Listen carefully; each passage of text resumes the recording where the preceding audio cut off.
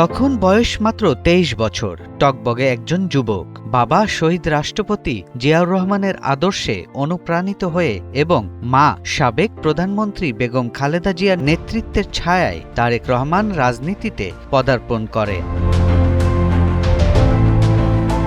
ইতিহাস বলছে, বাংলাদেশের রাজনীতি কেবল ক্ষমতার পালাবদল নয়, এটি দীর্ঘ সংগ্রাম, ত্যাগ ও প্রতিরোধের এক জটিল বাস্তবতা। এই বাস্তবতার মধ্য দিয়েই গড়ে উঠেছে বাংলাদেশ জাতীয়তাবাদী দলের শীর্ষ নেতা তারেক রহমানের রাজনৈতিক জীবন। সাধারণ কর্মী থেকে দলের চেয়ারম্যান পর্যন্ত তার এই যাত্রা ছিল ঘটনাবহুল। দলীয় সূত্র অনুযায়ী ১৯৮৮ সালে তিনি বগুড়ার গাবতলী উপজেলায় বিএনপির প্রাথমিক সদস্য হিসেবে আনুষ্ঠানিকভাবেই রাজনীতিতে যুক্ত হন। এর আগে তিনি এরশাদ বিরোধী আন্দোলনের সময় বিভিন্ন রাজনৈতিক কর্মকাণ্ডে সম্পৃক্ত ছিলেন। ১৯৯১ সালের জাতীয় সংসদ নির্বাচনের সময় তারেক রহমান মাঠ পর্যায়ে সক্রিয়ভাবে প্রচারে অংশ নেন। শুরু থেকেই ক্ষমতার রাজনীতির চেয়ে সংগঠনের রাজনীতিতে মনোযোগ দেন তিনি। তৃণমূল পর্যায়ে দলকে সুসংগঠিত করা, নেতাকর্মীদের সঙ্গে সরাসরি যোগাযোগ এবং সাংগঠনিক কাঠামো মজবুত করাই ছিল তার প্রধান লক্ষ্য। ২০০১ সালে বিএনপির নেতৃত্বাধীন ৪ দলীয় জোট সরকার গঠনের পর তারেক রহমান কেন্দ্রীয় রাজনীতিতে গুরুত্বপূর্ণ হয়ে ওঠেন। ২০০২ সালে বিএনপির জাতীয় কাউন্সিলে দলের সিনিয়র যুগ্ম মহাসচিব নির্বাচিত হন তিনি। এই সময়ে দলীয় কৌশল নির্ধারণ, সংগঠন পুনর্গঠন এবং তৃণমূলকে শক্তিশালীকরণে তার সক্রিয় ভূমিকা ছিল।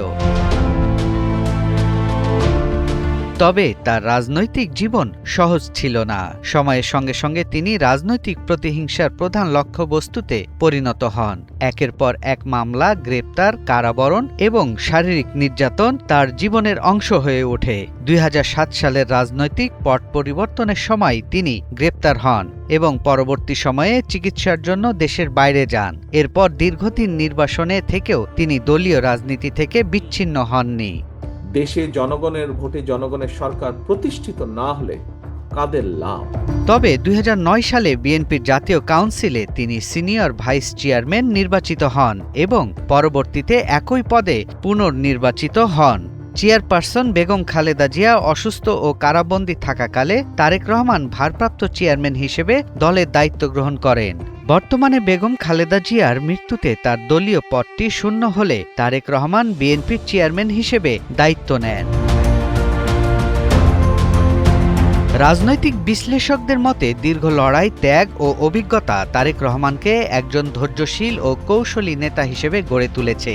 জেল, জুলুম ও নির্বাসনের অন্ধকার পেরিয়ে দলের নেতৃত্বের কেন্দ্রে তার অবস্থান বাংলাদেশের প্রতিহিংসাপূর্ণ রাজনৈতিক বাস্তবতায় টিকে থাকার এক গুরুত্বপূর্ণ দলিল হিসেবেই দেখছেন তাকে বিশ্লেষকরা।